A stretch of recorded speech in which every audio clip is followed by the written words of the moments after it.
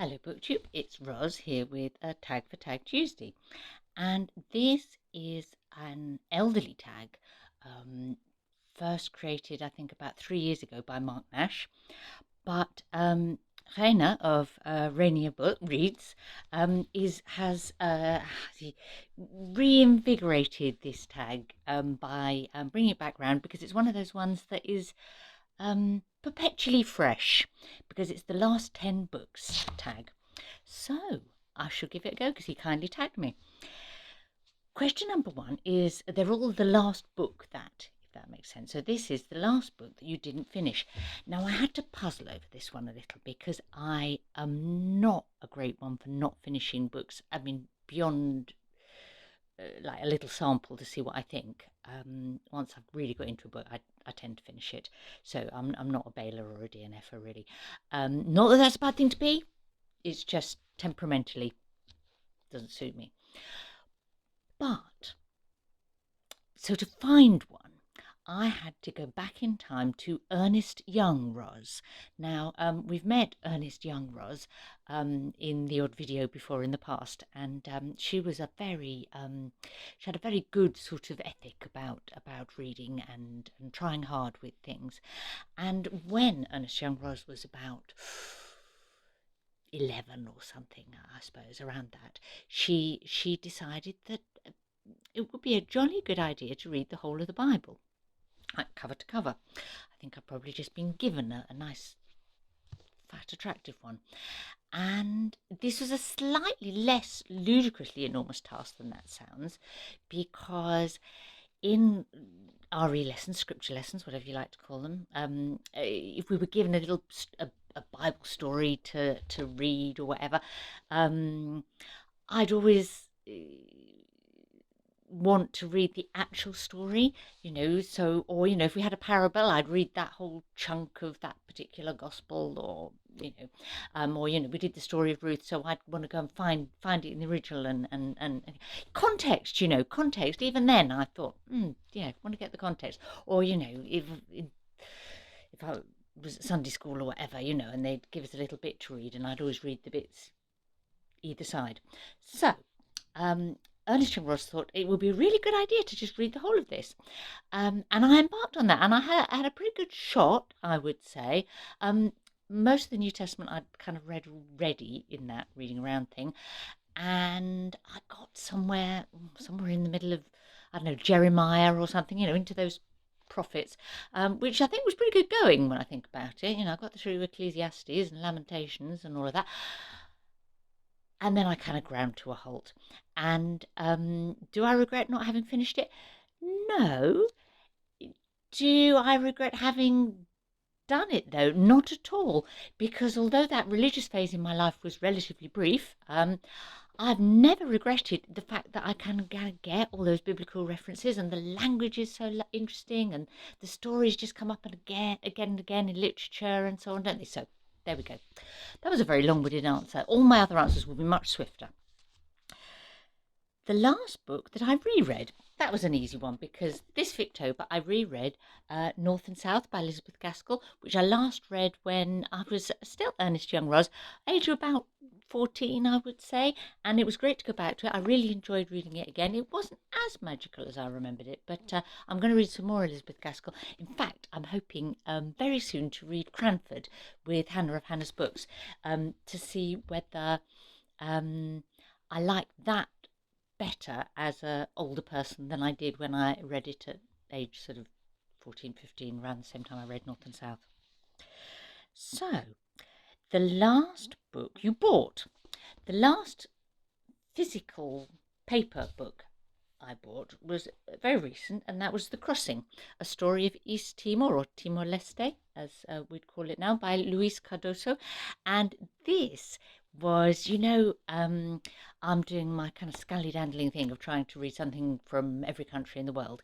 And a wonderful BookTube contact, Isa, suggested The Crossing for Timor-Leste, and she and I read it as a buddy read. She read it in the original Portuguese, and I read it in the English translation. And I will do a scally-dandle video about that, so I won't say any more. it was interesting, to say the least, and lovely to do it as a buddy read.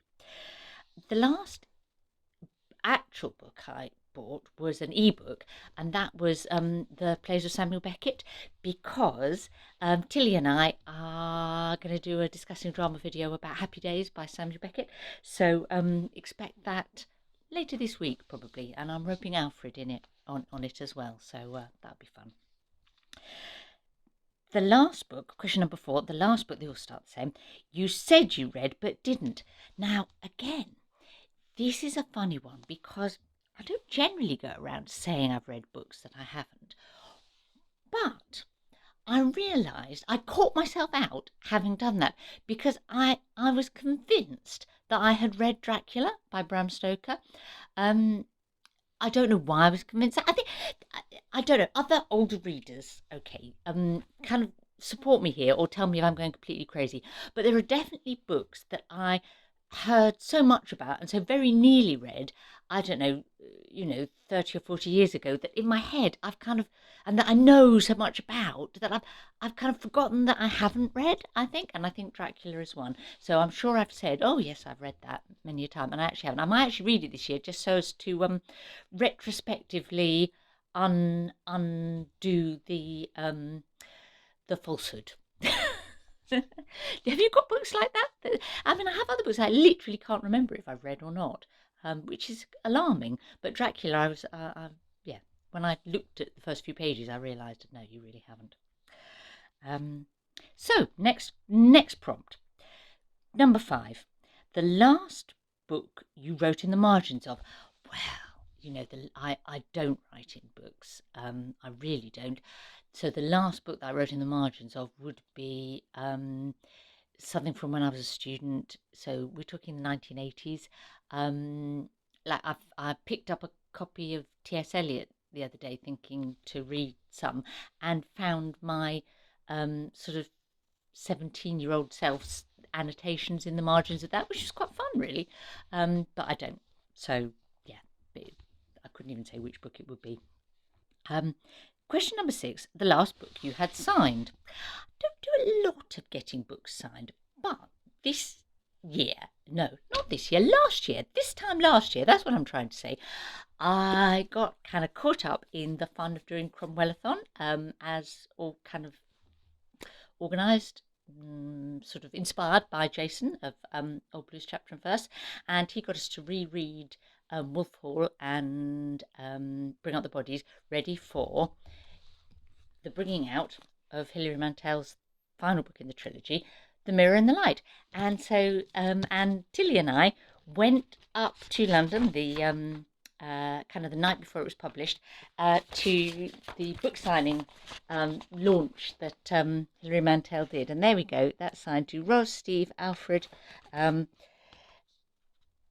Yes, with good wishes, and March 2020 from Hilary Mantel.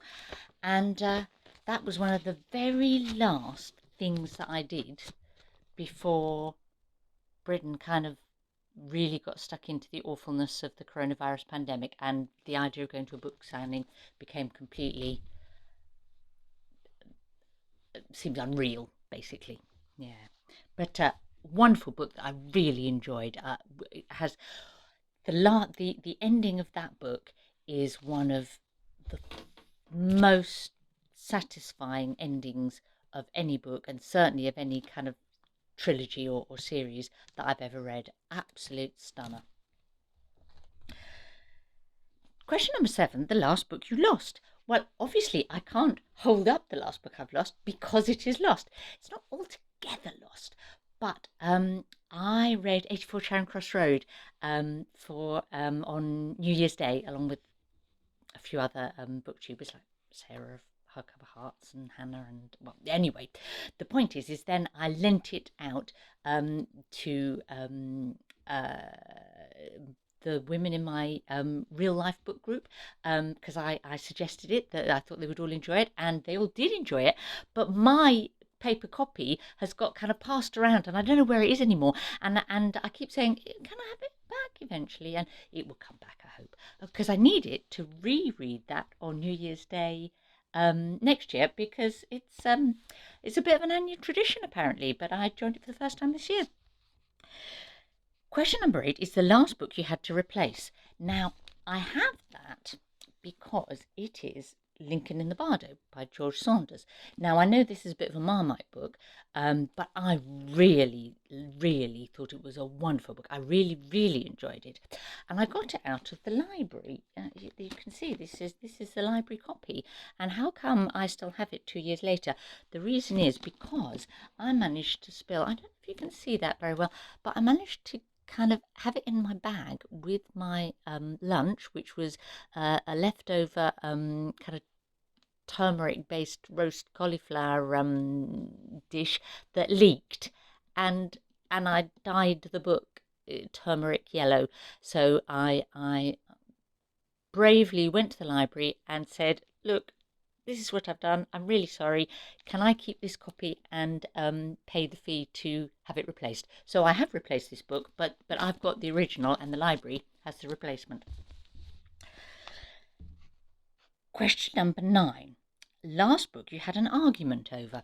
Now, again, I puzzled a bit over this one because I don't tend to get into arguments over books. I mean, things might get a little heated in my book group, but that's discussion, not argument. Then I remembered, okay, I had a very kind of irritating and pointless argument on Facebook with someone about Jane Austen, of all things. This, not specifically Sense and Sensibility, I hasten to add, but so this is a sort of sample Jane Austen book for the purposes of explanation. Now, if we look at the cover of that, you see you've got two very posh-looking girls, haven't you? Sort of highly dressed up and looking very kind of English upper class. And the argument that I had pointlessly with this man on BookTube was he said that there was no point in reading Jane Austen because it was all about irritating white middle class privilege, and yes, it is, and yet if you actually read the books you realise it isn't. It's about so much more than that, and what a narrow view of Jane Austen to say, yeah, I'm not interested because they're all too posh. Yeah, silly. Although, no doubt it fitted with his sort of sense of himself and his values, and good for him. But so I realised I just backed off and stopped arguing. So that was the last book I had an argument over. And then question number 10 is the last book that you couldn't get hold of. Well, again, obviously I can't show this because I haven't been able to get hold of it. Now, you'll know that a couple of weeks ago I did a video about the countries that I've got left in my attempt to read sort of a proper book properly from every country in the world, and some brilliant booktubers responded to my sort of plea for help and came up with suggestions for countries that I haven't yet covered, and some of which, like Timor-Leste, I've now got hold of and read. But someone, Margaret Pinard it was, very kindly spoke to a friend whose partner was Honduran, from Honduras, and came back with the name of a really well-known and important 20th century Honduran author, and that's Ramon Amaya Amador, and said, that you need to get a book by him. Can you? No ready translations into English. And isn't it infuriating that there are really important writers there that are like, almost like, the nationally well-known writer in their own country, and yet no one has ever felt it was worthwhile to translate them into English and make that available. So on that frustrated note, I will stop. Just remains to tag some people. Now, because this is like a tag from, say, 3 years ago, what I'm going to try and do is tag some other people like me who've been around on BookTube for around a year-ish, slightly more, slightly less.